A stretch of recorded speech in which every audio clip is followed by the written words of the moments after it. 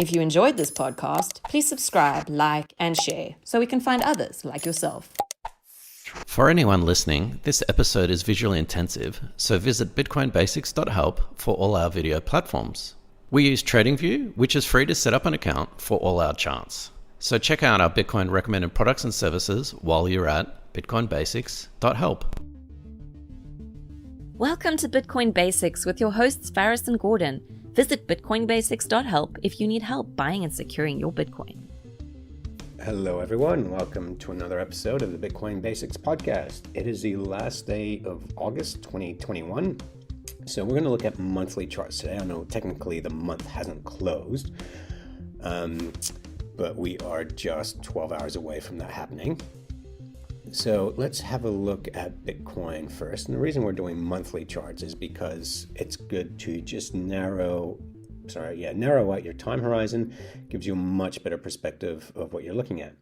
So first we're going to look at a log chart. So a logarithmic chart actually looks at a chart as far as the change in the percentage points and not the change in the price. So with an asset class like Bitcoin, where it is still quite volatile, we recently saw a more than 50% drop, it just weeds things out. A logarithmic chart really just applies to a new technology. It's something that, for example, you would use with adoption rate. So that's why we're looking at a logarithmic chart for Bitcoin, because it's still very, very young as far as an asset class goes. So on a logarithmic chart, we can see that we have basically entered a new bull market once we broke out of this baseline at above $4,000. $10,000. We hit the low around 3, and then we broke out of 10 and then 12.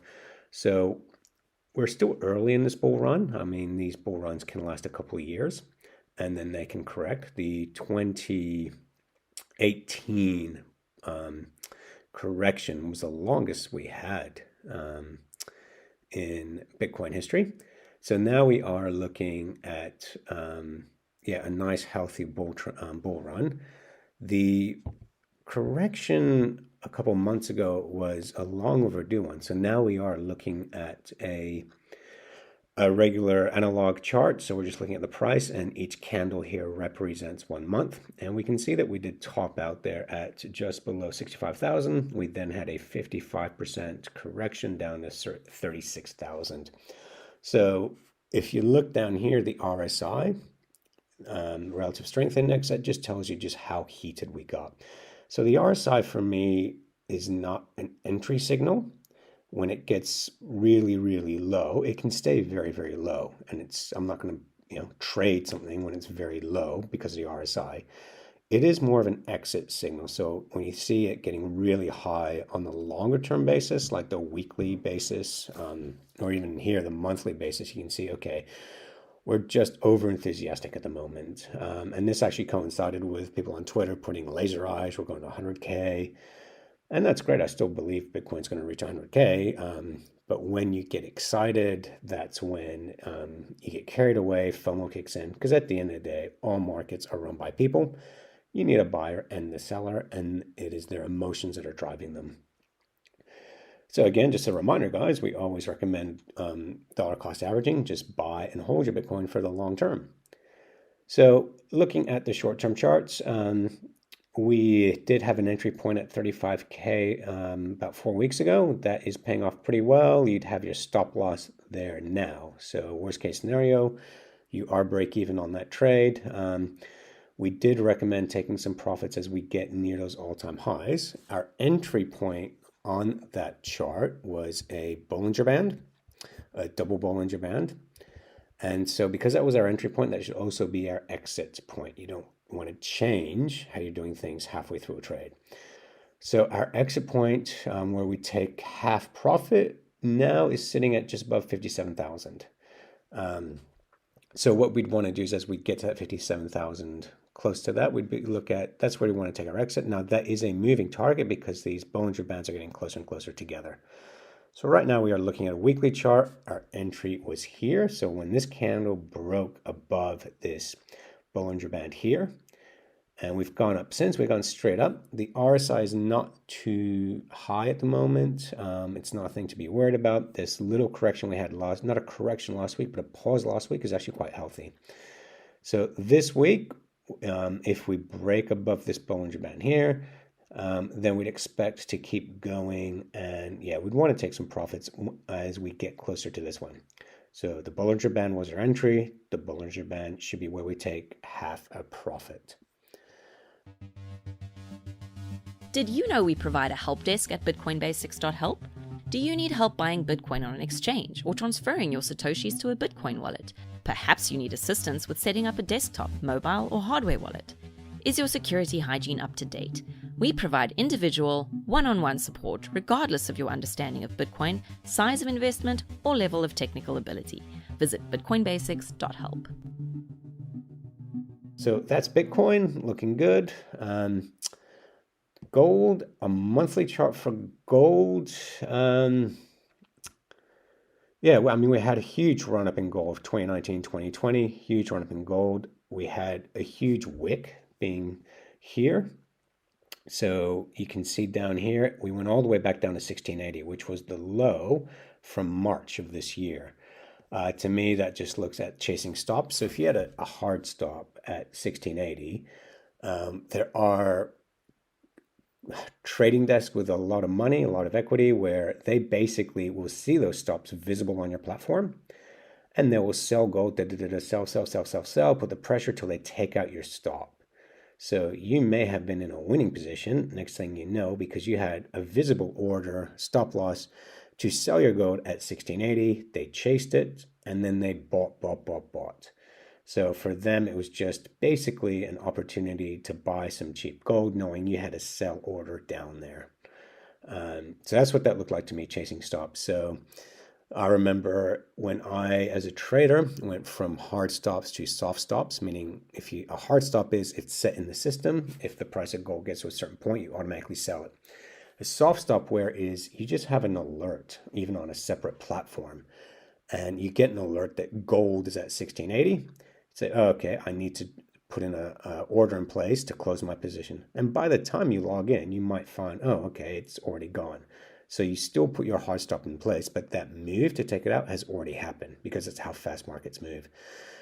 So it'll be very interesting to see what happens in the coming month. We obviously, for this next bull market in gold to continue, it needs to close above 1900. US oil, to me, looks like a better trade. We did prematurely have an entry for a long position a few weeks ago. That would have been closed out for a 1 hour loss. This is an interesting month. We had a lower wick. Now, if we zoom out here, if we close above 76, this just looks like a beautiful inverse head and shoulders for oil. I mean, this just, yeah. We close above 76, we're going up to 100 in my opinion. Yeah, I drive an electric car. I want to minimize how much gasoline, petrol I use.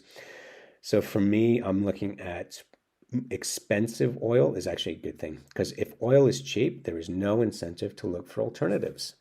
But when oil is expensive, people will want to look at alternatives. So I think expensive oil is actually a good thing, and it's not just used in cars. You go to the supermarket, you're buying plastics, all this kind of stuff. There's petroleum in almost every single product. It is very difficult to avoid. It is everywhere. It's not just in cars. So expensive oil is a good thing for the environment because it means that we are looking at alternatives. When oil is cheap, people that recycle plastic bags, they have far less business. No one's interested in recycling because the raw material is so cheap. So expensive oil is actually a good thing for the environment, and that is why I think we are, yeah, it's interesting that we are, in a global economic shutdown still, and oil is going up. So, yeah, we'll see how we go. If we close above $77, I think 100 is the next one. It's looking at silver. Silver, I had more faith in than gold. I thought silver was going to do a lot better than gold because it is a metal that is used a lot more in manufacturing. But yeah, I'm not looking at a pattern here. It's just a bit messy on a monthly chart. Yeah, I'm not seeing a trade. The other one I think is interesting is uranium. So here's a monthly chart of uranium, and this is dating all the way back to 2011, and you can see how it just dropped. That was a Fukushima disaster that led to uranium being sold off. We've had a huge basing pattern in 4 years. I mean, went as low as 7, we're trading at around 20 now. So uranium can potentially start coming up as we use more electricity. I mentioned electric cars. We've seen what COVID has done with more and more people jumping online. We're going to need forms of power. I'm not an expert at uranium. I've looked into some podcasts about uranium and thorium. And look, France has been running clean uranium for several decades now. Again, we have to look at where do you store the filth that comes from the byproducts of uranium. But from a trading point of view, it's looking, that is a pretty healthy chart. So if we close above 20, I'd be putting in an order to buy uranium just above 20 with a stop loss at $17. So it's a $3 downside to what would be a $10 upside. So that's a pretty healthy trade. Ethereum versus Bitcoin. So I am not sure what to make of this one. Yeah, monthly chart.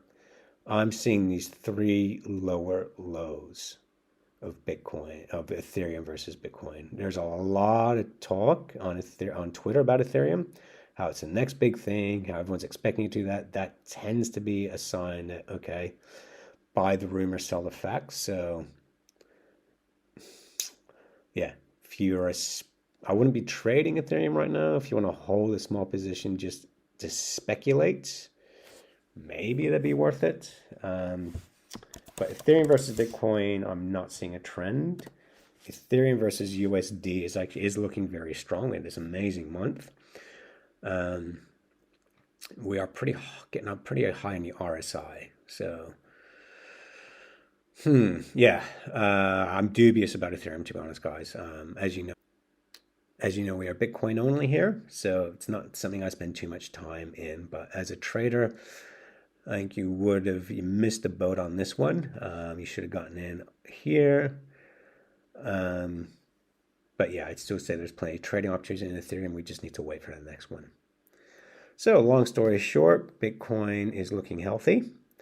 Remember, we are in for the long term for Bitcoin. Dollar cost average removes a lot of stress. The other opportunities I like are oil. If I'd be waiting till it clears $77. And if uranium closes tomorrow above $20, I'd be buying uranium.